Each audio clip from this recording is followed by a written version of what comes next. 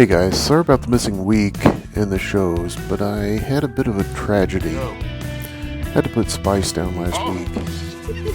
Now, Spice is one of the key reasons this show is a show. My bride and I had to travel unexpectedly, and I'd asked James to check in on her. James and I had known each other not altogether that long, so surrendering this responsibility to him was a huge leap for my introverted self. He proved himself worthy. Give me that. And we had a few more conversations and the show took off. The absence of Spice here at Castle Fielders left a gaping hole in our lives. There is no truer stereotype than the relationship of a man and his dog. Ask that you guys reach out, find your local rescue organization, maybe drop a few coins in their way, because you're literally saving lives. Wow. I can't believe I made it through all that, but reckon I did. So, yeah, let's talk about stereotypes. Welcome to Slightly Uncomfortable. Woo! Yep. I'm here. We have got 3 chairs full. Yep. So, everybody, tell people who you are. Noob first. So since I'm the new person, I have to go first. Okay. Well, he's not really that new Not anymore. new. Yeah. No, Because he's I brought the best bourbon of all to of not us. be new. He when he was new, he brought very fine bourbon, and then he showed up. He had that sophomore year slump. And so then he fell back to the noob sled. Right. So now he has to endure noobism again. And then we can. But that being said, I mean, he did bring a good penance. He did do a swing and a miss with that Hawaiian junk Moonshine. juice, whatever it is. Right. I mean, he bought it because it was in a milk bottle from Hawaii, which I'm not even certain they have milk in Hawaii. They do. It's just expensive as all get out. Well, it's probably more expensive than that fucking swell you brought us. But, Possibly. But he brought. We'll talk about what he brought here in a minute. But so we've got Caleb and Yep. Root's still here. always Root's here. we're the mainstays. Here. And then of course me.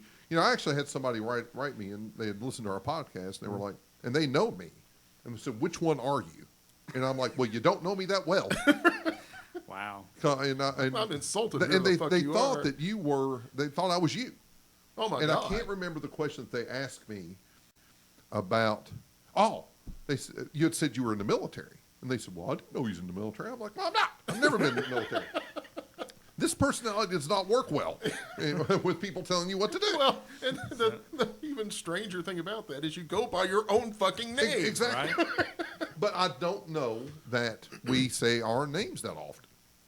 So, I mean, when I say my name, I'll say I'm here, but rarely do I say this is James to identify the voices on it. And plus, this person's really not all that bright. Oh, okay. So, and if you think I'm talking about you, you're correct. You're probably right. All of you are probably Anybody right. that's thinking that, yes. Because you're running with James. That's always a good yes. Well, you all are too, fucker. I'm just here for the show. Yeah. So I'm just here to get paid. And to drink bourbon. Like I said. Caleb, share with the audience, both of them, what you brought. So to the one you offended and the other one, is that okay? So I hit up the Kroger here in Frankfurt. Actually, just opened up a liquor store. They were the. How is it? I've not been there yet. We were there like the second day they opened or something like that. I didn't even realize they were open yet, and it wasn't bad. I mean, they had your standard run of the mill stuff, all your wines and your beer and all your clear junk that nobody really wants and all that kind of stuff. Clear liquor is for rich women on diets. Well, unless it's clear corn liquor. Right. And then they had your standard bourbon selection, everything, but they were still getting shipments in and that kind of stuff, so it would change from time to time. But right in there to pick up some Four Roses Small Batch Select, so it's not the standard small batch, but it's the new one they released. It was either late last year or early this year, but it is 104 proof. It's 6 of their recipes blended together, or mingled, whatever you want to call it. And it's non-chill filtered, so that's getting pretty popular in the whole bourbon realm. Is let's non-chill filter things, and it's pretty. I thought it was really good. That's why I stopped and picked up another bottle, actually to bring down because I enjoyed it, and I figured you all would too. Well, definitely better than the Hawaiian moonshine. I will speak right up. I've never ever been I've not been a long-time fan of Four Roses product. Period. But I've since kind of evolved and I don't want to say taught myself how to like it, but I think Four Roses of all the bourbons I've drank is extremely distinctive. Yeah. When you drink a Four Roses product, it stands out, with good, bad, or indifferent. It stands out from other types of bourbon. I think the rye that's really strong in most all of their juice. But I've started now to appreciate them a bit. But this is probably the best one I've had. By far. Yeah. That 104 proof, feel it. it's extremely just visible almost when you drink it. It coats your tongue. I've had one sip, and my tongue is still radiating Really? heat. Yeah. See, for me, I don't feel it so much in your mouth; it's your chest. Yeah, but you're for an me alcoholic. well, I mean, it's clear. I don't pay attention too much to the alcohol content on your tongue or anything like that, because once it goes down, to me, it's like right in your sternum. See, I'm getting none of that. whole. Yeah, I didn't get that. Mine's all mouth. Which, imagine that. I felt that the heat on the tongue first, and then it just kind of settled up Yeah. the top of the throat. 3. Okay, so remind me to put the intermission mark in there. Well, fucker. I mean, you sat there like an on a log. I mean, we've been sitting here for 2.5 hours. We have not. And you're just now saying, okay, We have not. well, aren't you going to do this? It seems that way with you being here, but no, we have not. So anyway, what I was saying is I felt the heat on the tongue, and the burn doesn't really go any much further than just the top of my throat. I don't really feel it in my chest at all. I don't get that warming, almost like you have a sweater up around your neck type feeling. Right. I Or get scarf. I get that. I don't wear. All right, Alex is not here. Get his. All right, you can have him in It's your fall mind. weather. You can have him in your mind. Just keep him out your mouth. I mean, we don't need to hear about it. We don't need to hear about it. It makes us feel. It makes me Right. feel awkward. Caleb is not old enough to know how you feel about Alex. But we have a topic today that I think is going to be fun. It's heavy. It's not as heavy as other topics that we've been covering of late. No. But we're going to do a topic today about stereotyping or profiling. So all you people are like this. Yeah. Everybody. Everybody. Every last one of you. Yep. I mean, everybody that listens to us is batshit crazy. That's right. Well, I think that's actually accurate. Well, every good stereotype has a grain of truth to it. But and I think actually, Caleb and I came up with this. Caleb came up with it, and we were having a conversation James trying about. to steal your idea. I know, right? I was You gotta present. watch. I'm an enabler. I've been told that my whole life. Yeah. But Caleb, So- kind of talk about the origination of this. Yeah, we were at work the other night, talked about some different things, and somehow I don't even remember how exactly we got to the topic of stereotypes and profiling and everything, but it came up, and we said something about it being people thinking one thing about somebody and not really giving them a shot, and then you find out that they're the complete opposite of what you expected or whatever, and we talked about how pretty much in everyday life, that's what ends up happening. Anytime, any encounter you have with somebody, especially new, you already have a predetermined notion just from first sight of that person, and whether that's good, bad, otherwise, it's a fact of life. It happens. But we did start to talk a little bit about stereotypes, and like Root said, it's there's the reason they exist is because there is a grain of truth, at least all of them. And I always say stereotypes exist for a reason, is that there is a prevalence of that stereotype in a group of people, and that's why the stereotype exists to begin with. And They're more we just kinda accurate went than from they're there. not. Right. They're more Yeah. often accurate than they're not. And I Not think necessarily that they're fair, but Right. that they're usually more Well, accurate than people will give them credit for. on the flip side, sometimes the truth hurts, and if you fit that mold, That's the thing. it's illuminated by someone else, and you're like, "Fuck, they're right. Yep. I can't dance, and I am white." Ergo, all white people can't Dance. Right, Yeah. right. And I'm okay with that because that makes me think there's a community for my lack of dancing ass. So it's like we said in the social media show a while back. It's a small community that enables your powerlessness. It's not small.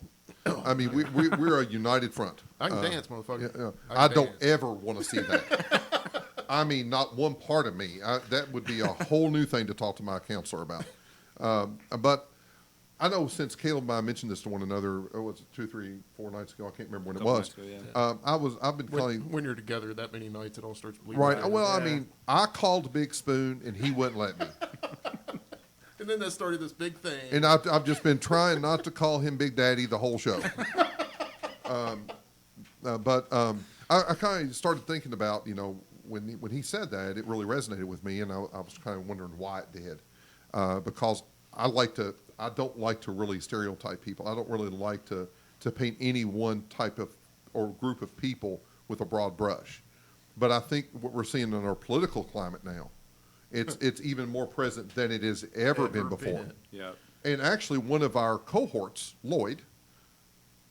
He's a cohort? Well, he's more like a hort. He's home clean. He brought one bottle of bourbon. That fucker ain't brought another one. Honestly, I think the reason why he's not been available, air quotes, is that he don't want to buy no more bourbon. I think that's it. I think that's it. But he actually now he and I sit on different ends of the political spectrum. I don't think he's as far right as he claims. I don't think I'm as far as left as I claim. But regardless, out of the blue one day, he messages me while I'm at work at my big boy job, and he says, "I think you liberals are more racist than we are. All you all do is talk about it." All right, now this is a intelligent, arguably, man who has a depth of perception about world events. He's not like he just pulled out of a holler. And I've known Doug or Lloyd or Ronnie, Bobby, Mickey, Mike most of my adult life. And it just really took me back. Because to me, and I'm not speaking directly about Lloyd, but partly, I think it really shows being short-sighted when you attack a group of folk with a perception. And I actually said, "Why are you saying that?" He goes, "Well, I'm listening to this podcast." And I'm like, "Okay, that's two people, representing my entire party." And I'm like, "Puss, where did you find this podcast?" I tried to find it on iTunes. It's nowhere. It's like two guys sitting in the basement. Okay, that's us. Whoa. That's us. That's a little close to home. And we are experts. Yeah, of course we are. But I think that the stereotype's not too far away from us at any time. People that we know, either they think it or they say it. Mm-hmm. Most people do think it, but now we're in such a hypersensitive society that it's easier to talk about a group of people than it is to mention an individual, because you can't offend the individuals anymore. I think Caleb's trying to reach for a point and missing. No. Trying to catch a fly. He's grasping in the air. No, what I was going to say is, like, So in that you have a situation specifically, is you all said that, that especially in politics, that the stereotyping and the bias and the profiling and all that stuff is worse now than probably it ever has been. So you're in a situation now where someone you know and have known for a while and have a personal relationship with, it's not just somebody random out of the blue, all of a sudden attributes an entire bias or stereotype against you. And they actually know you better than that. Right. But they're willing to just throw that stereotype on you. And it's,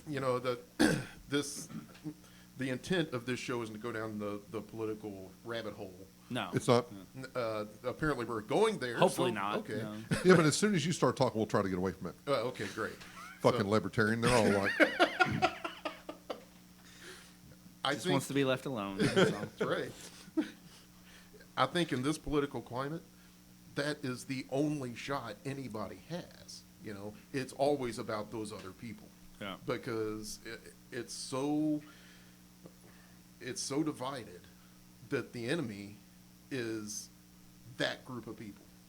Whatever letter you've got on your head. there's no unification even considered. It's you. No. You and your group, other people. Right, You say right. they are the others, and they are separate, Yep. and they are different, and we don't like that. Anybody who might have a different political idea, well, they're just crazy. Right. Yeah. And it doesn't just happen with politics, as we Oh. all well know. And as you're listening to this, just think about the stereotypes that you just accept. Yeah. Yep. That you don't only accept, you perpetuate. And sometimes we perpetuate stereotypes or profiling from within. I've heard ladies that have blonde hair say, "Well, I'm having a blonde moment." Right. Right. All right, now that stereotype, ma'am, is that you're stupid because you have blonde hair. Right. But you're perpetuating that. So why would somebody not say that about you or think that about you? If you're going to think it about yourself, if you're going to tell other people about it, how can we not join in on that?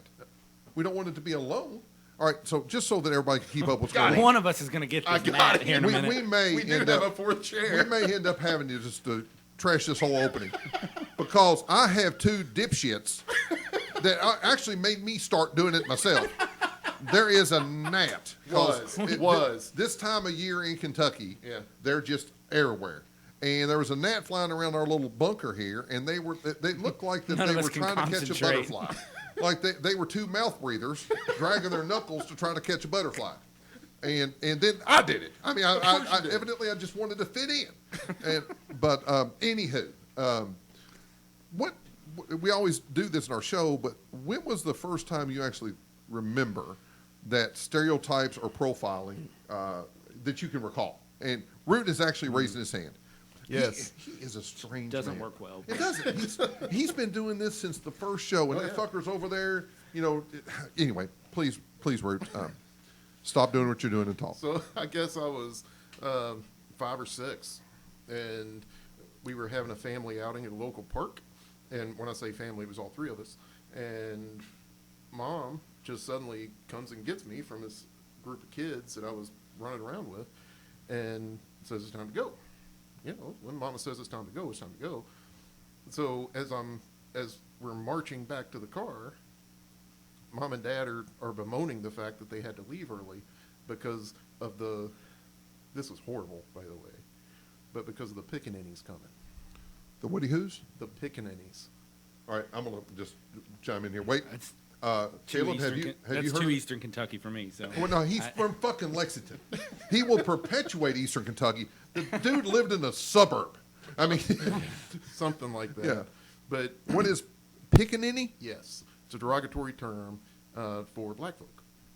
And I have never I don't heard think I've of ever heard that one. yeah, pickaninny. Now you have.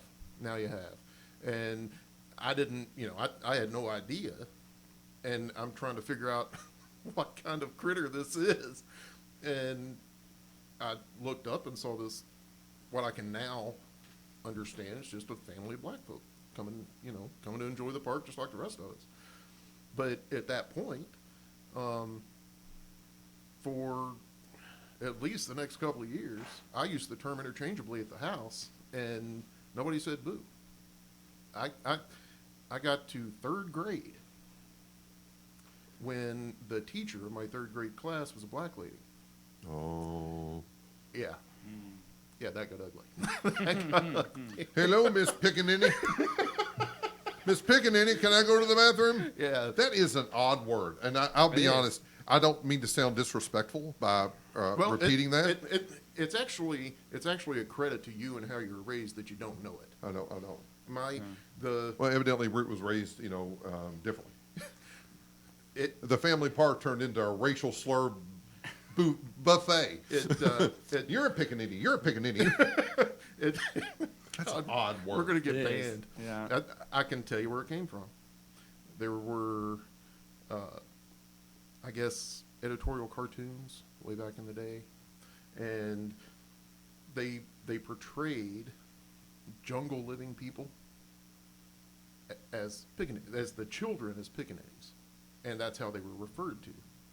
And it just kind he's of moving his grown up hands. within the racism, and the heated racism of the 40s, 50s, and 60s. Well, I mean, I think there's a number of different labels that's unfortunately placed on African Americans. I think the one that my grandfather used that I did not know was a racist term. I mean, ever since I've been around, I knew that the N-word was not appropriate and it was damning. And there is not any word that I think I've ever heard in the English language that elicits such a response at the mere mentioning of it. Mm-hmm. But he would use I don't think that he felt derogatory, but he would say darky. Mm-hmm. And if I'm not mistaken, in the song "My Old Kentucky Home," Yep. Yeah. it actually mentions that. It's Yeah. So Summer of the Dark and he Day. and he told me, he goes, this was not considered racist when I learned to say this word. It was just a matter of just a term to refer to people. Explanatory. Yeah. And it was expected and not offensive at all. But I've never heard of that term. But those terms change a lot over time too. They do. What was acceptable or PC at the time would now be considered extremely derogatory or. And I think even more so now because we're moving into a time, and we're already there, that people are so hypersensitive to any term. Mm-hmm. I mean, when you have We're making shit up now. when you have Ashley Judd getting someone fired in an airport in Tennessee because an elderly gentleman called her sweetie. I mean, we're getting to an extreme. At some point, it's going to have to revert back. But we don't want to. One of the things I don't want to go into in depth today is both what Root said politically, because that's a rabbit hole we don't need to chase, Right. and also racially. Right. Although you can't speak of this without speaking of racial Sure, biases yeah. and prejudice. Because that's one of the big stereotypes for every group of people that is out there. Right. Has a stereotype. But those two, both the political slant on this and the racist slant on this, that's a show in and of itself, and it's a huge topic. Yeah. So to let that bleed, we're going to get lost in the shuffle. We're going to have to touch on them a little bit, but Right. we won't chase them. But for that whole idea of those terms, like what Root was saying and what you said your grandfather or whoever said, was it's another way of othering people, is to signal them out as different, as other, as not us. Right. And that's where a lot of that bias and the profiling and the stereotypes always come from, is I how think you sometimes other people. it's almost like saying the Joneses across the road. It can be that innocent It can be, yeah. because it's just distinguishing, as Caleb said, them from us. Yeah. And it doesn't mean that they're bad and we're great. It's just they are them and we are us. Yeah, and if you're new to a workplace or something, and somebody told you to do something, you know, as part of the job, and you're like, you okay? And you go do the thing, then somebody says, who asked you to do that? And you're like, that tall white guy around the corner. Yeah. You know, it's just explanatory. Descriptive. It distinguishes it. Yeah. How about you, Caleb? First time you remember anything like that? I mean, was it Personally, last week? Was it week before last? Yeah, somewhere in there. No, I mean, personally, I guess for me, it would have been, I don't know. I feel like it would have been something when I was younger, like what your kind of story was. As far as, yeah. so we wrote off a couple 2 weeks ago. Yeah. So- But the only thing I can really think of off the top of my head would have been personally like people stereotyping me, and that Just was you're too handsome. yeah. I mean that's Fucking millennials. that's an understand. Like I it's get a that burden. one though. It's Yes, a burden. It is. I I mean, I'm willing to bear it, but it's I understand that. But no, I mean, because we hit on this earlier when we talked, is where you're from. Yeah. And people ask you where you're from because they hear the way you talk, or you drop certain vowels or sounds or something like that when you say certain words, and that's the first thing they want to know is where you're from. And as soon as you say Kentucky, I mean, they've got a flood of stereotypes, and they look you up and down and they're like, oh, you're wearing shoes, huh? Or is your sister pregnant and smoking and whatever else, living in the trailer and Barefoot. everything. And Would you like us to bring you some books? yeah. Yeah. Do you all have TV over there yet? And blah, blah, blah, that kind of stuff. And, it's that, I mean, if that's the worst thing in my life that ever happens to me, I'm living pretty well. So it's not like I can complain or anything like that. But, I mean, I would have to say that's probably, for me, like a very early And I'm form of sure experience in that. Root has went through that with being in the military. I've went through that when I was out in Arizona. Right. And especially when you move out west, the fact of the matter is not many Southerners move. Right. Right. And why would we? Right. I mean, Right, yeah. So they're used to hearing Northern accents. They're used to hearing Midwestern accents, but they're not used to hearing a Southern accent. And I did not realize that. And I actually asked, because everybody, I'd be on the phone with a vendor, or be on the phone with somebody, and I would invariably have to say, I'm from Kentucky. Yeah. Where are you from? I'm from Kentucky. And I didn't really receive a whole lot of negative connotations attached to that, because I'm a decent-sized guy and they know better. Right. But it was all in jest, and I found it seemed like most people found it intriguing because they just have not been around. I haven't really had that experience since my last growth spurt, so I really haven't. That was last week. That hair's coming in nicely. Right? Yeah. But now my first one, I was probably 12, 13 years old, and my mom and dad were racist. I'm going to go and say that. My dad is not any longer, but they were racist, especially my mother. And we ended up having a lot of conversations about that as I grew older and had actually formed my own opinion instead of accepting whatever opinion it was of my parents. But I wanted to learn how to play basketball. I was really getting interested in basketball. And my dad picked me up at school one day, and we're going home. I'm good right now. We're going home, and he takes me somewhere other than my neighborhood. And I grew up right in between a white trash neighborhood. If you all are from Frankfort, Thornhill, all right, that's where I learned how to fight. That's where you could learn how to use that now. And drink like really bad bourbon. Yep. Behind the school. And then I was right in the, we had like, ours was pretty much just a lower middle class neighborhood. Thornhill is probably a little bit lower middle class. Then right next door to it was called Walter Todd, which it was a housing project, which was all government assistance and was primarily a black neighborhood at that time. And Dad took me right in the heart of Walter Todd. They called that the projects. And he opened the door and says, "Get out." He goes, "Now, shut your mouth. Don't say anything to anybody. These are the best basketball players in the county. If you're going to learn how to play, these guys will teach you. But don't you say a damn word to them." And that, now, granted, that stereotype is accurate. I've lived in Frankfort most all of my life, and I will tell you what, we had a much better ball team at the projects than we ever had at any of the county schools. Yeah. And it took me a little while to get into them and stuff like that and get in with them. But I thought that was the first time I saw my dad. And in his mind, that was a positive. And he wasn't thinking derogatorily. He wouldn't drop his son off if he did. Right. It's a fact. They can play really well, and Right. that's a style that you need to go and learn. Right. If you're going to be good, don't play against the rednecks from Thornhill. Right. You play against the ballers from Walter Todd. And I ended up helping me. I still have lifelong friends that when I see those guys out in Frankfort, they will remember me, and I'll remember them with respect. Yep. It's just fantastic.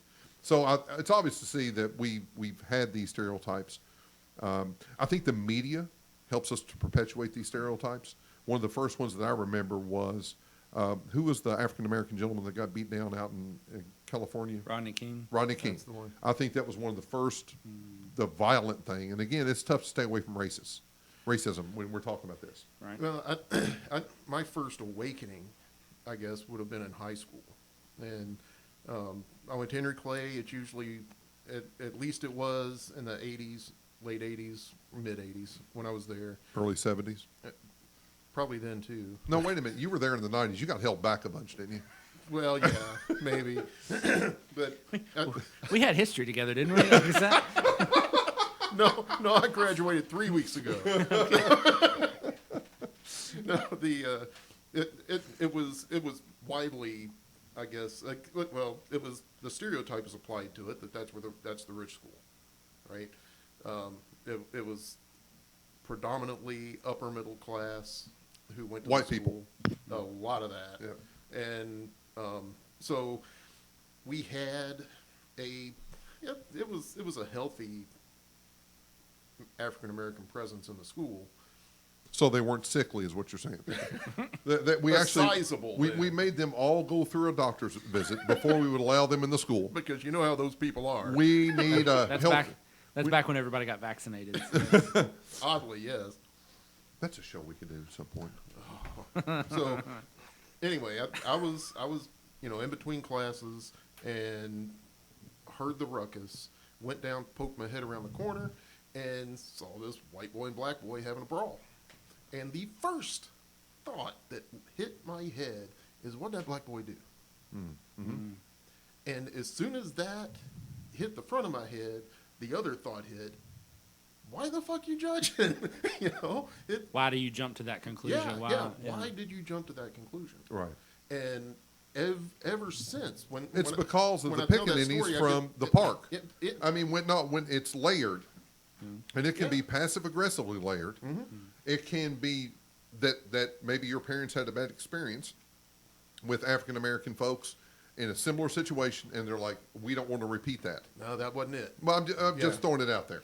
But yeah, that's exactly what it was. I was raised in a household where anybody that wasn't white were less than and to be put down. Right. And all that. But that was, how old was I? 15, 16, 17, something like 16, 15 or 16. And it's a 3-year span, isn't it? there's a lot of growing up, though, that happened in those 3 years. You ain't wrong. Look at Caleb. I I'm know, so proud right? of him. He is turning out to be a fine He's young eating man. solid food. From one podcast to another. It's just an evolution of Caleb. Yeah. But let's go ahead and effort to get away from the racist side. I think that this is a bigger. I think it's gonna be hard to get away from it. It is, throughout the whole thing. but let's just talk about positive, negative stereotypes. I think we can really focus on, and is any, I think this is decent, is there any stereotype or profile that is ultimately positive So, without being insulting? Yeah, in my mind, where I guess you would say positive ones come in, the reason why we are so susceptible to accepting stereotypes and everything is it goes back to a very primitive function of our brains, and it's a fight or flight instinct. You're walking down the street at night and you see somebody that looks shady, you immediately have a thought in your head of, do I need to cross the street or can I just walk past them and everything's fine? And depending on how that person looks or anything, it doesn't mean you're right, but it's a very basic, almost animal instinct in us, is that fight or flight, and where those stereotypes can come from.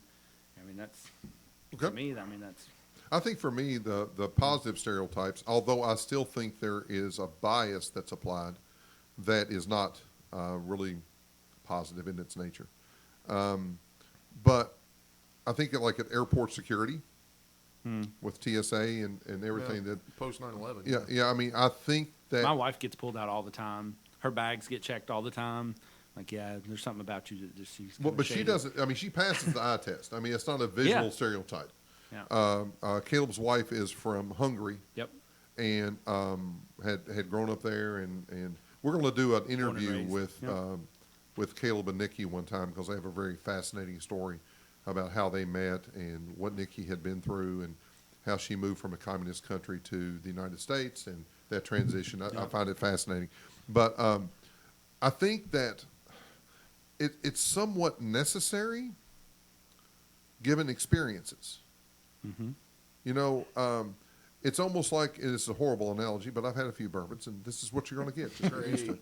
You've been warned. It's kind of like if I put my hand on a burner 3 times in a row and my hand gets burned, then I'm going to assume every burner I see from there on out is potentially harmful. Better yet, if you look at a red burner and you touch your hand to it and it's hot, and then you do it again and it's hot again, Then you hate the color red. then every red burner you see from then on out, you're going to say, that's probably hot. Yeah. I don't want to touch it. But I mean, it's I don't know about you fuckers. I only touch a damn thing once. I'm just saying. bitch, you don't cook. You got 2 hands, so you got to make Oh, sure with okay. both. You don't need to The go. other hand was busy. You don't need to cook. You go to the fucking 5-star 7 days a week. But you know what I'm saying? I mean, because it's due to life experiences at times that can be accurate. But I think when you're in law enforcement and when you're Let's in talk about that stereotype. right, Yeah. you know, now I lived out in Arizona for 5 years, and during that time, Sheriff Joe Arpaio was Maricopa County. he was the American sheriff, is what he was Yeah. called. Maricopa County is the largest county in the United States, and it contains 28 cities. And it's crazy the way it's set up. But he was second only to the governor as far as power. But he was he had a hard-on about getting illegal immigrants out the country. And to the point to where he was asking them to show papers. If you were Hispanic, you had to show papers. Now, I don't know what type of papers they may be. Right. I'm an American. I don't have any fucking papers. I got a driver's license. We've never lived in that Right. kind of society. But I so- mean, you know, so he was absolutely profiling because, but he would not have pulled over Caleb's wife, Right. even though she is not from this country. She just has as much of a likelihood of being an illegal immigrant as these Hispanic gentlemen that he's pulling over right and left. And it got so bad that if you saw someone riding on Interstate 10, that's the big interstate out there, and it's like 12 lanes, you would see people going 10 miles under the speed limit Wow. because they did not want to give the police A reason. any reason, justifiable reason to Although pull that's them over. reason enough right there. Right. Yeah, Or but I it's mean, at least suspect. but when Yeah. you see people that are, many of these people were legal, Right. but they did not want to face the wrath of an entitled and motivated police force. Now, while I was out there was never any violence that I knew of that was perpetuated on people of color. But it was really sobering to me to see that type of mindset. Although I think it can be valued, because if I'm a cop and I pull up some hoopty car and it's night. A hoopty car. Yeah, I'm talking about just a piece of shit car. And, I'm going to profile because of that car. I'm like, you know what? They're out at 2 a.m., first profile. Yeah. They got a car that's got 1 out of 4 lights working, second profile. Right? That's also a traffic hazard. 3 out of 4 wheels are different. Right. And none of them have any hubcaps on them. Right. And then you see one head in the car, then another one pop up. Maybe she just finished. We don't know. So you ride down Home Street at 2 a.m. Well, is what you're saying. It's cute that you know where that is. That is Caleb at SlightlyUncomfortable.com. Ladies. So, I mean, those profiles are all because that officer wants to ascertain what's going to go on. Sorry, And- not to stereotype Home Street or anything. I just no, that's just fact.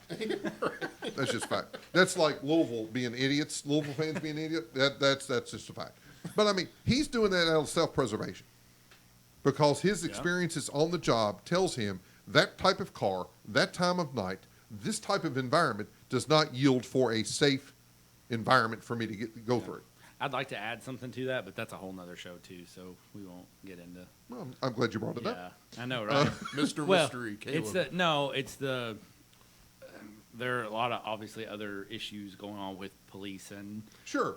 stereotypes that they make and Yeah. and the decisions that they make on the fly, and people have ended up dead over it and everything.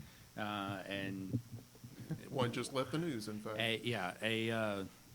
I don't know, duty to retreat, I guess, is where I would put that. But if self-defense is really your most important thing in that aspect, you should have a duty to retreat. But I first. think we all do it. It's what you talked about walking down the sidewalk. Yeah.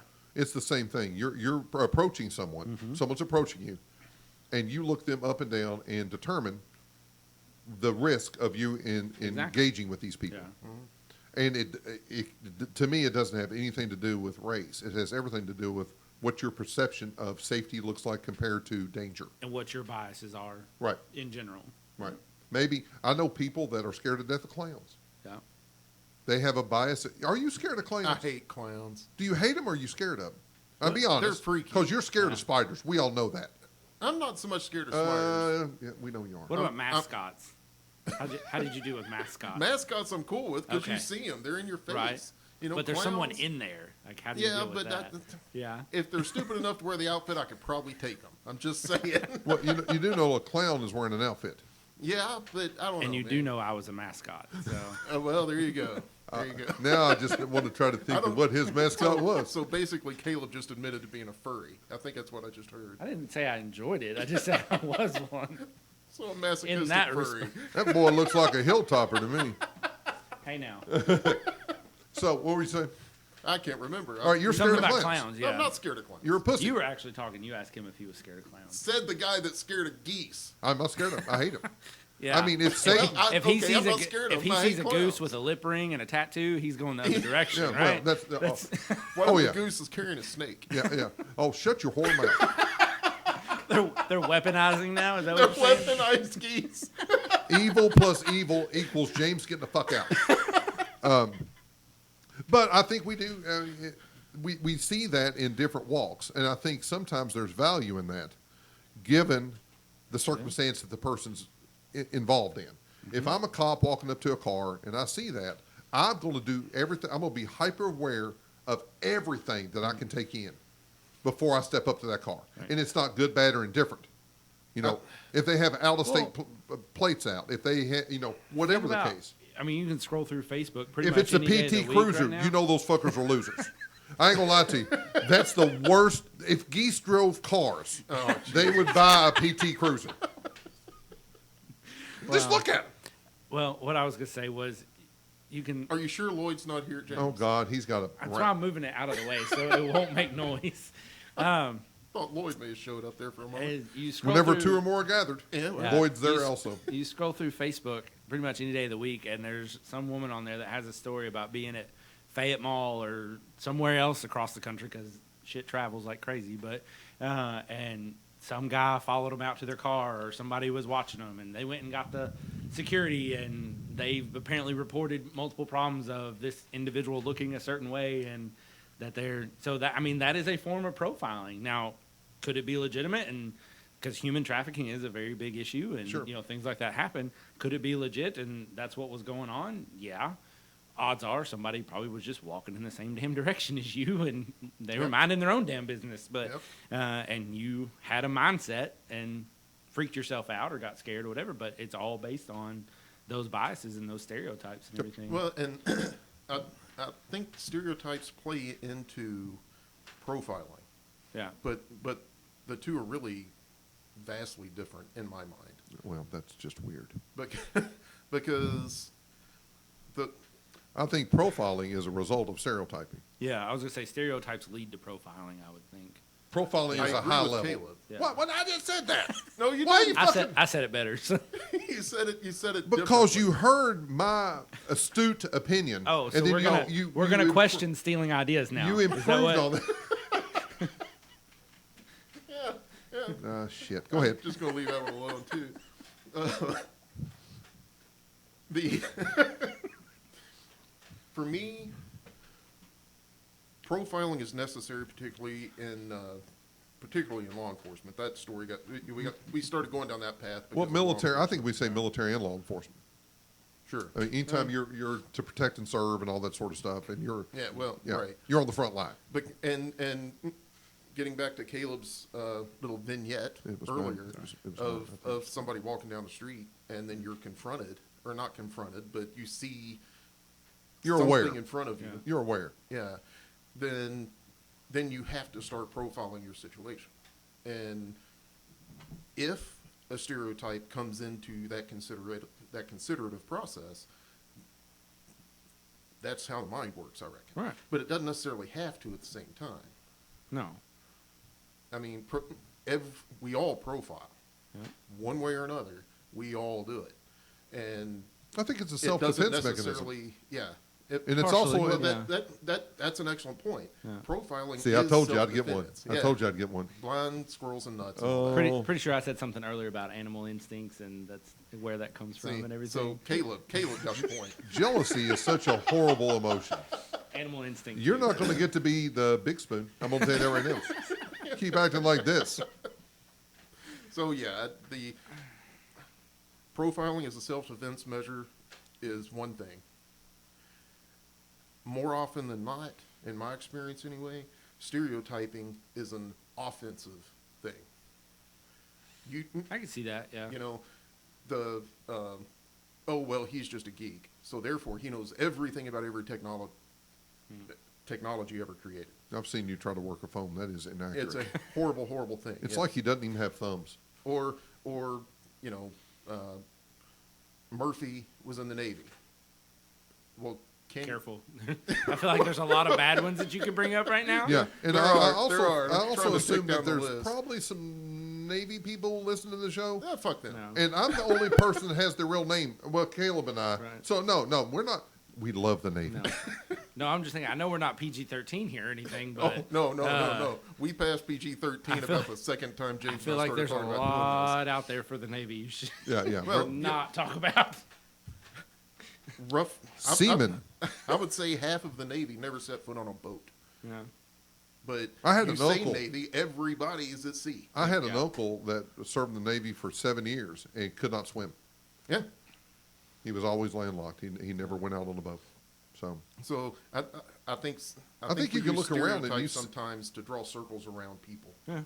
I think, well, and also I think sometimes you stereotype because it's fucking easy. I mean, it It's keeps. to group people to fit Yeah. them in a category. Right. It keeps you from having to get to know somebody on an individual basis. It's lazy. Yeah. To stereotype of people. If you're walking into a mall, we're going to use malls because it's for a large gathering of people, and Or it used to be. you see a 30 gaggle years ago. You see a gaggle of people. Just A gaggle. Well, because I got geese on my mind.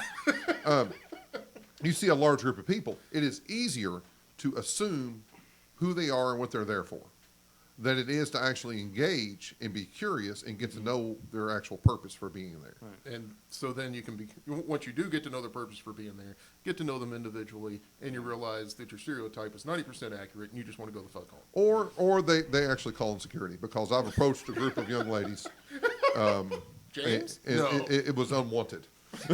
Girls waiting outside the Claire's out here. Right. James walks up. Hey, where are you from?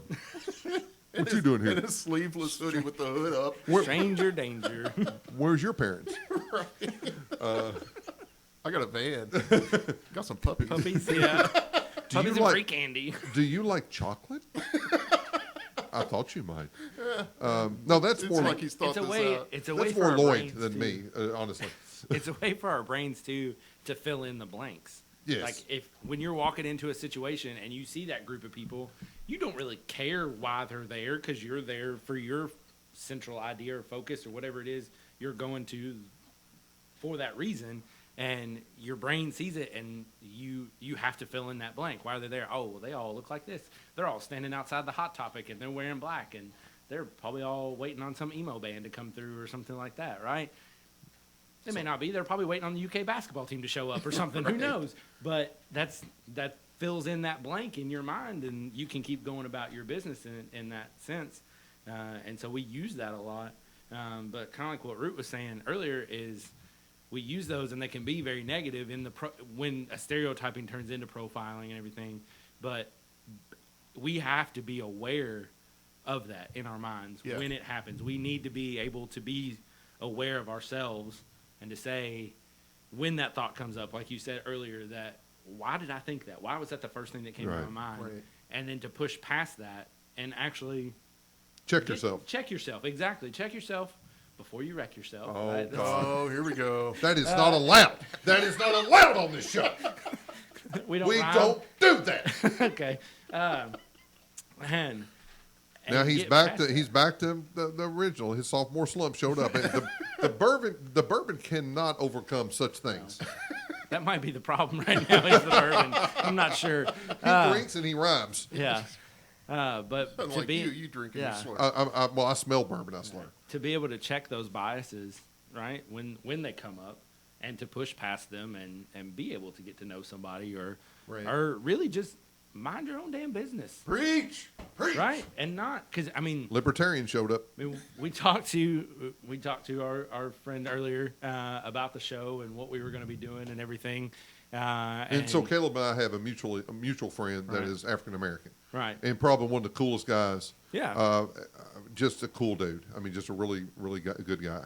But we asked him about in his experience, what are things that has happened to him or things that Wait a he's minute. experienced. Let's just listen to Ruth. Yeah.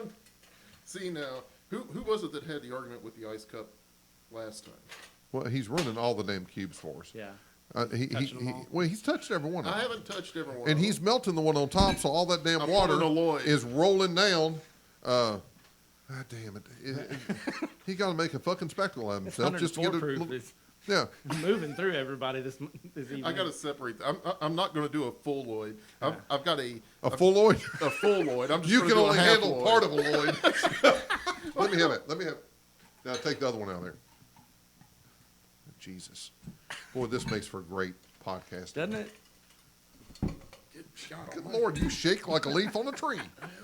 Everybody's watching him. He gets nervous. It's a podcast, not a damn soul song. Where were we? Something about biases and Well, in I don't stereotypes? know. Yeah. Imagine that. And your friend that. Yeah, all right. So I was talking about him, and I've done lost my train we of were thought talking to now. Patrick, and I mean, to get his perspective, and we would invite Patrick to be on the show, and he very well may be at some point. But we're scared that we're going to be a negative influence on him because he is such just a kind, compassionate guy, and we are none of that. No. We're guys. That's the end of that. Yeah. The similarities. I don't know. We might be compassionate, but not to each other. No. But I would say, he has just an ultra positive spin on everything. Yes. And he is from an African American man from Alabama. He has to be the most positive person I've ever met in my entire life. And he doesn't take pills. I ask him.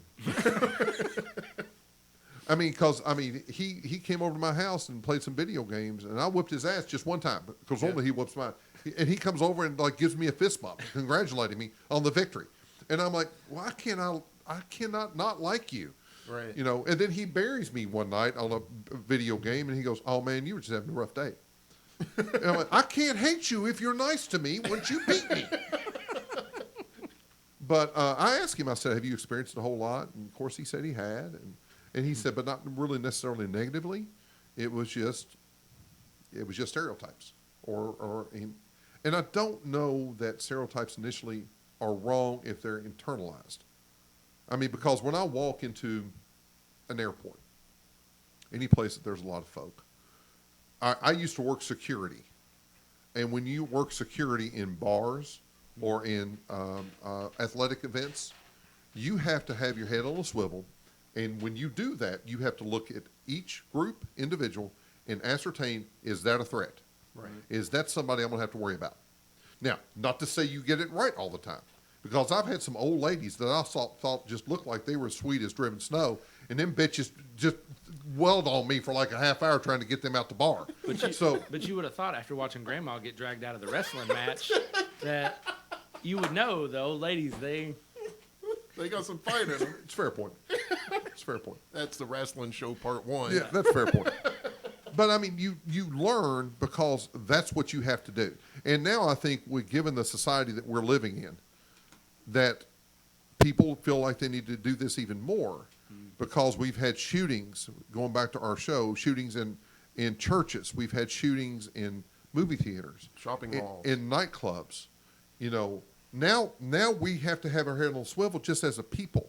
Mm-hmm. Just what you brought up, the whole, the shootings in movie theaters and stuff. I've caught myself looking at doors that are exit-only doors.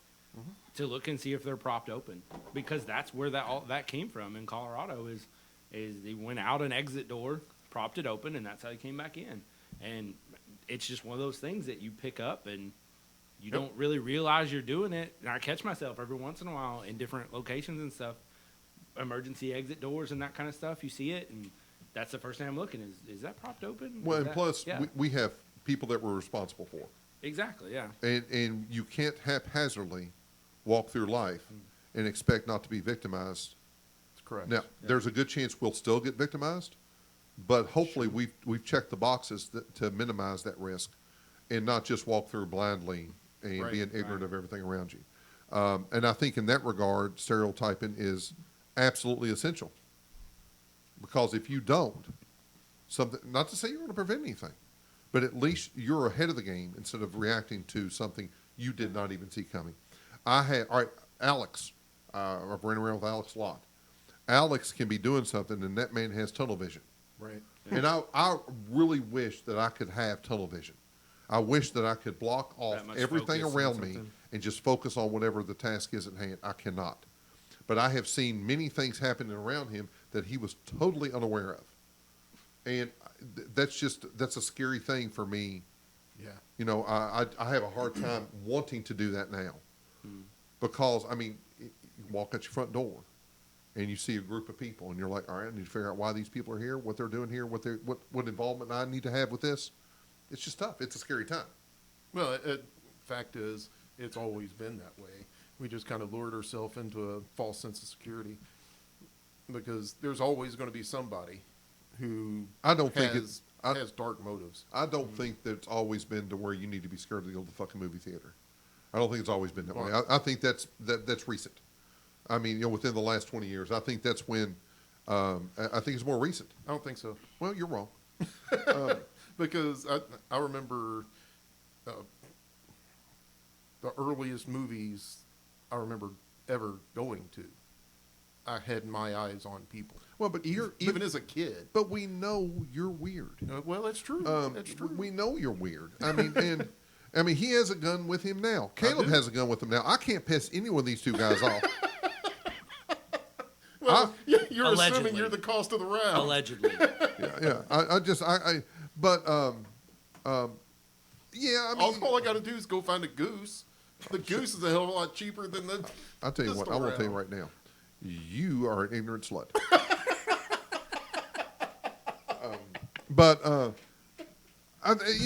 You always try to be aware, but I think now we have a heightened sense of awareness just because of the recent events that have been going on. and that there is no end in sight. Right. You know, it's not like there was a cause and effect, and now we have a solution. I think that's where I was going earlier with the mind your own. Oh, damn so you're business. saying that this was your idea too? no. Fuck! No, it reminded me, like it brought back that train of thought was Okay, then. as to the mind your own damn business thing is that everybody is so hyper aware of every little thing that other people are doing that people just won't mind their own damn business and go about their lives, and it is negatively affecting groups of people that aren't doing anything wrong, that are just minding their own damn business and living their lives, but because everybody has become hypersensitized to these stereotypes and what they think is right, now they're calling the cops on people for having a barbecue or Well, all right. fixing up an old house that they bought or something like that. They're just out for a fucking walk. Exactly. You know. Do you want to watch Root just lose his mind? You Go ready? for it. You Ready? Boy, here we Yeah. go. So we're saying what you're talking about, while I agree with you, is not fair. When Root talked about one of his solutions to mass shootings, it was being your brother's keeper. Right. And that goes completely against No, it doesn't. that mindset. No, it doesn't. If you see somebody digging up 4 6-foot deep holes in the back of their yard, and they're coming in late at night, Is it their yard? yeah, Mind but your own damn Mind business. your own damn business. but Are they part of your community? Not because they're close to you. I think he's listened to the show. I think Caleb's here doing his he was homework. here. I was here. What's wrong with you? God damn it! You've gotten to the age you can't remember what you did. And like I said, What's your name? You have Alzheimer's. You can remember 1830 shit. You can't remember Tuesday. Fuck. I think he's listening to the show. Huh? Jesus. But he makes a brilliant point.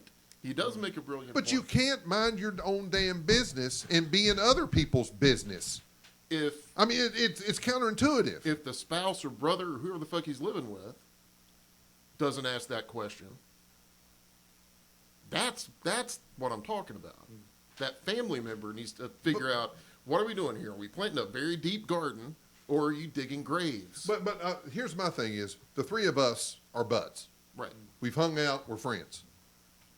But if Caleb's going through something, there's that mindset, given this conversation, mind your own damn business. For me. All right, he's dealing with stuff. I'm going to make myself available. No, know but what that's I'm not saying? what I'm getting at. What I was talking about earlier is somebody's out in a park and they're having a barbecue. Picking not- innies. Yeah, mind your own damn business. That's actually a really fun word. Who I ain't gonna lie cares to you. whether- Don't use it. yeah. I'm not going to, Don't but use I it mean, outside of here I'm and the not- 6 people listening. I'm not. Right. I'm not going to, but it not a bad word. I mean, in and of itself, It's a horrific word. it's very funny. It's a horrific It's word. fun to say. I know nothing about the origins of it, nor do I want to, because I didn't listen to your explanation. That's where people get in trouble. Is they don't know where words come from. That's and it exactly. Well, one of the things that our friend that we talked to today, and we can say his name. His name's Patrick. You've already said his name, but go ahead. Well, okay, and we can say it again, and I can also call you a horse's ass yet again. Is he actually used he goes, a lot of them aren't insulting at all. Right. Some of them are complimentary. He said, if you look at a Jewish person and assume that they have money, well, they're good. They're good with money. I'm like, Yeah. no, not necessarily. That's But I don't know if I'm a Jewish person, if I look at that as being negative necessarily. so I heard that one when he said that, and Root probably has the same thought process that I jumped Let to. me just go and stop you right now. This If is you gonna be have bad, right? no. If you have the same thought process as Root, you need to seek some sort of therapeutic Right. help. I'm beyond help. So- You, my young friend, there's No. a chance. He lives in a house with no windows. Well, Well, it had if him you before know, I boarded if you it knew up. more about my background and interest in history and my wife's background and interest in history and things like this, it would make more sense. if you how all I could jumped call into it. somebody to the bunker now, on I the think surface, I've just entered a cult. No, on the surface, you're right. That doesn't sound like a negative thing. Well, they're good with money because they're Jewish. Oh, I think it is negative. But that's not the way he was portraying it. No, Is- because it's Patrick. right. He yeah, can't he be looks negative. at everything in a positive, Right. as a positive spin. So, oh well, that's the stereotype: is Jews are good with money, or Jews have lots of money, and things like that. Where that comes from, though, is a very, very dark place, and it led to 6 million people being slaughtered. Right. Right. And that's where that stereotype still persists from today. So that's, you can try to put a positive spin on it and everything, But when I heard that, I understood what he was saying and where that comes from and that positive spin. But again, also, given Yeah. Patrick's age, Yeah. he's a very young man and extremely well read and has a great perspective. But there are some things that it takes time to get a hold of. Yeah, it does. Yeah. I think we're seeing that a lot Yeah. in our current world too. What was a couple of years ago, 3 years ago, the whole 99 or 1% thing. They were doing the same. I don't know what that is. The Occupy Wall Street, all Yeah. that stuff. When Gotcha. that was going Okay. on. Okay. Yeah. They can't stop us all. No, that's Area Same 51. mindset, though, right? Sort of. It's when they all sat I down. know. Like, on Wall I was. Street and- That was an yeah. attempt at a joke, but thank you all for catching it. You tried. It was an attempt. Isn't it cute when I try to be funny? It's something. It's something. But the 99%, the 1%, whatever the fuck they're calling themselves, they were doing this exact same thing that the brown shirts were doing in the 30s. They're stirring up hatred against successful people. A little less violence, but yeah. At the moment. Although I don't think those people were quite capable of Well, the true, same amount of true, violence. That's true. Nerd alert. Those people. But you Yeah, know, those people. at the time period that Caleb and I are talking about here. Oh, I'm just sitting over here drinking Yeah. bourbon. James is just nodding. He Yeah. agrees. So early 30s, mid 30s. Yeah. The Weimar Republic had collapsed. Yeah. People were literally taking wheelbarrows full of marks to buy loaves Cash, of yeah. bread, and there wasn't their money was And then useless. getting told that they were another wheelbarrow short by the time they got to the store. Exactly. Yeah. So, and then the brown shirts and the Nazi Party. That were- sounds a little bit like stereotyping. The brown shirts. no. No, that's what they went by. That was their name. That was They their name. wore brown shirts. It Well, has, that was creative. it has since come to be a stereotype. Yeah. They're UPS drivers. That's how they're hiding in plain sight. What can brown do for you? God, James, the This conspiracy. is whole theorist. underground network. just saying. Neo-Nazis delivering packages to everyone's house. Fuckers are taking pictures of my packages now on my front porch. Sending it to me. Oh, delivered your package. Yeah, creepy. There's a guy in a brown shirt taking pictures in front of my house. Why do you have people taking pictures of your package? That's not. That's kind of weird. Well, because- Normally he You does should it do that himself. yourself. Normally, I don't have- well, you should know. Oh my God! You're The welcome. kid. It normally comes in 3 different pictures, just to encompass it all. You just have to line them up right. I use the panoramic. I use the panoramic. But again, cheese wheel. Where- That's exactly what I have. Is a cheese wheel. I'm Where 2 were by we? 7. Oh, God. Yeah, I was trying to.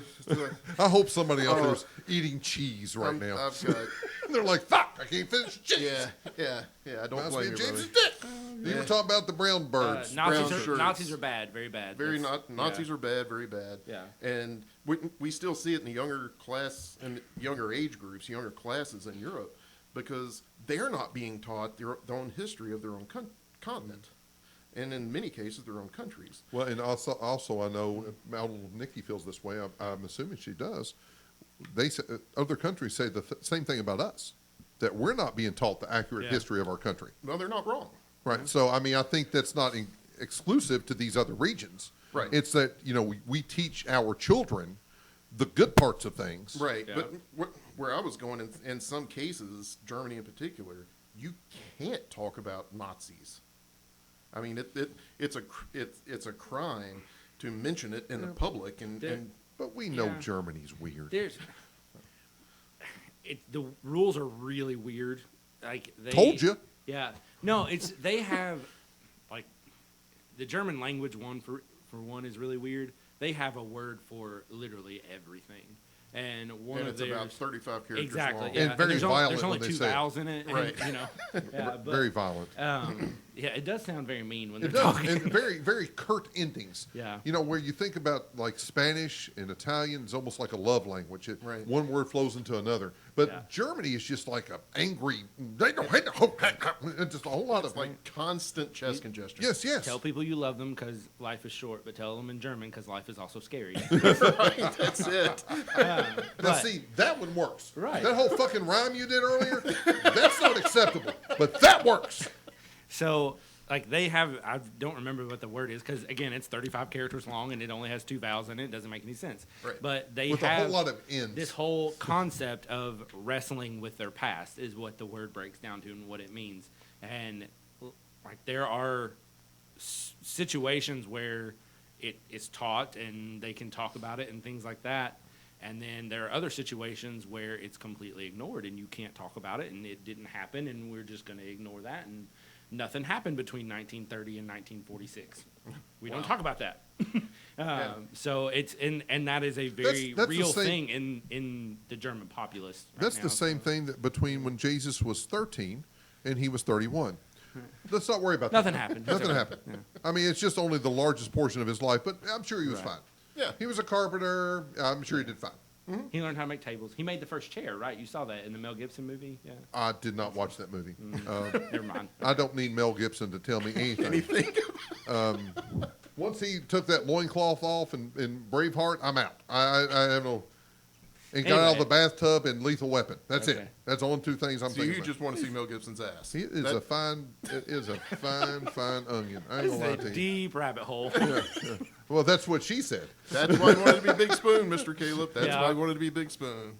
So we're going back to the stereotype profiler. Right. Or walk down Nazi Avenue. Let's just completely forget your homoerotic fixation with Mel Gibson. Right. We'll just skip right on And past also that. my problem with the UPS service in general. If they delivered geese in a PT Cruiser with a Louisville shirt on, they would be the worst people ever. Well, you know, they got that big airport up there. Chock full of them brown shirt people wearing them brown painted God, vans. could he have sounded more holler? You know, I got that big airport up there. You know what happens to them airplanes coming in and out? They deliver stuff. People fly in there. Probably then, take then they pictures bring of your stuff in, package, too. and then they'll fly out. Probably So, all some right, geese. we're gonna say, name a positive stereotype that you can think of, and then name. I don't think it's hard to find a negative stereotype. I think there's far more of those. It's like all the rest, right? Yeah. We spent a good hour talking about the negative ones. Right. So if you can think up one, if you can think up more, that's fine. Insert the Jeopardy theme here. Yeah. Not you. Lord. No. not Wait, you. he asked me to. No, I didn't. That was a note for me. Literally, he said, "Insert Jeopardy tune here." When I Did I listen say to him, your name? when I listen to him, the fucker gets mad. When I don't listen to him, he gets mad. You see why I turned to Caleb? You're the one talking Big Spoon with him earlier. Well, but you wanted it earlier too. No, Alex not here. so Don't you come run along. from your feelings. Man, positive stereotypes. That To think- me, that's an oxymoron. Like, it doesn't. Same here. Positive and stereotypes don't go So I together. think it's very clear that, and I would have a hard time doing that as well. I would. All right, I just thought one up. he just made it up out of whole cloth. No, I didn't make it up. I out think of it's Mel accurate. Gibson's loincloth, here's a positive stereotype. This bloomed. I think that all nuns are nice, are pleasant. Everyone I've ever encountered, they just seem to have a joy. Now, I've not went to Catholic school. I'm sure there's a lot of people out there that have. That's been had the shit beat out of them. I was going to say, there's an entire stereotype about Catholic nuns. Right, but in schools everyone and I've beating the ever- shit out of your knuckles with rulers and Everyone I've ever encountered have been perfectly, just really sweet and kind people. So whenever I see a nun, a Catholic nun, I As immediately opposed to what other kind of nun? none of your business. Whenever I the see internet kind. you've seen my browser history. But when I see a nun, I immediately think that's a safe spot. Those ladies have a certain demeanor about them that I hope I can predict. Predict? Yeah, Oh, yeah. if something happened Yeah. If I needed something, that would be a place that I would go, a person I would go to, that I would feel completely comfortable and trusting. And I think that is a positive, for me, a positive stereotype. Yeah. I absolutely get what you're saying. Yeah. I can't come up with one of my own. I guess I'm Not just really. wired. If Well, I you am are a too- negative person, Yeah, I am. Yeah. I've been told as much. But just now. for me, for me, stereotypes are inherently negative. In my mind, I would agree. Stereotypes are insulting. I by mean, the nature. fact that I was the only one to come up with one, no one's surprised by that. That I am the diamond in the rough. The rose between two thorns is what I'm saying. the first place you go is a nun Well, when you're Right. looking for a stereotype. Well, they're the one woman I can't, well, I have listed after them, so I can't say that. But so I think our conclusion to that in this whole episode is that stereotyping's wrong. If you see if you agree with me, I don't know. If you do it, you're being lazy, and Yeah. you're not engaging in a group of people to prove your own bias wrong. Yeah. Yeah, yeah. It is. It's cheap. It's lazy, and it is just a easy way out rather than engaging Yeah. and saying It's easier than to put yourself out there right. and be proved right or wrong. Right. I mean, it's Now, you know what? You know, the one stereotype also that I can think is accurate, I don't know whether good, bad, or indifferent, is if I see a bad haircut, I know that person has not been to the Plaza Barbershop and met Mr. Mike to get his haircut. You know, I would fully agree with that. Because Yeah. when Murphy comes in here, Yeah. which Murphy has the worst haircut of all of us. Well, he doesn't really I- have a haircut. He well, gets sheared. I saw him the other day, and might be that whole navy and sheep thing. It's- it could be. it's not. I mean, it almost looks like a scissor cut. but different. But But different. different. I mean, because Yeah, you a know, lot different. scissor cuts They're are not at all related. well, look, scissor cuts are never even completely. Yeah. But he has a burr haircut that's uneven. Either he's a waterhead and his head's all fucked up, which is He probably distinctly is. possible. Again. Waterhead, Navy. Navy. Yeah, combat vet. It all kind of goes. But in. when I If look they go at, down the steps fast, don't they hit their head usually? yeah, right. I think he did. That's probably the different waves in his head. But when I see Murphy, I'm like, you know what you've not done? Went to Mike at the Plaza Barbershop here in Frankfort, Kentucky. That's right. Because if you go now, he can't make Murphy look better. No. there are just some turds. That you can't is help. not a handsome man. No. But what he can do, if he ever lets his hair grow out, is to give him some sort of a sense of purpose by actually at least having a good haircut. A good haircut on a bad head, can't do a whole lot with. But Mike will take care of that dynamic. He will. He'll do an amazing job for you. Caleb has not been there yet. I have not been to You have Mike not yet. been to Mike? No, I haven't. You've got to go to Mike, dude. Nah, He'll fix not that living beard, close. too. It's kind of hard to. Dude, Just take Come on, time. wait. Just take Yeah. the time. he's 2 minutes from here. Yeah. From here. Does he do it 24/7? Is that a Well, no, he hasn't started that yet. okay? Yeah. Root found that out. Yeah. Last You thing will have be to a drive-through, right? Yeah. Now he's fast. He can knock it right out for Yeah. you. But I'm not sure about the drive-through thing. See, he what- is very, very punctual, however. What I would be interested to see is if Caleb, stepped up in his manhood I think that's next week. and decided to have Mike do something with his beard. Yes. Hmm. Because, Root has the squared I'm not beard. gonna lie. I get sick of doing it at the house, so Well, I'd It's $3. be more than happy to find Right. somebody. If you mention the Yeah. show, Mike will give you a haircut for $12 and a beard cut for $3. You walk out of there looking the best you've ever looked. Anti-Murphy'd. I think we're just if somebody That's has the new line. a physically challenged appearance, Yeah. you're Murphy'd. Yep. If you want to go out there, we should ask Mike to just recognize. just tell him if somebody comes in and asks for the anti-Murphy. Then, That's it. That's the slightly uncomfortable package deal. But now Root has the squared off beard, and he's doing great with it. I have the point. yeah. And now Caleb, he may have to do the dual pork chop. I like the Yeah. little pork You think chop. go the mutton chop? The mutton chop, Yeah. the dual pork chop. I think that'll work. But, all right, folks, you got to hear a need. Go to Mike at the Plaza Barbershop in Frankfort, Kentucky. You will not regret it. $15 later, and if you pay him 15, there's something wrong with you. Absolutely. Give that man a 20 and walk away proud. That's the right. best you've looked in a long, long damn time. And because Mike's such a sweet, salt of the earth kind of guy, he won't stereotype. No, you're just a customer, Mike. Everybody's a customer. A valued A customer. valued customer. That's it exactly.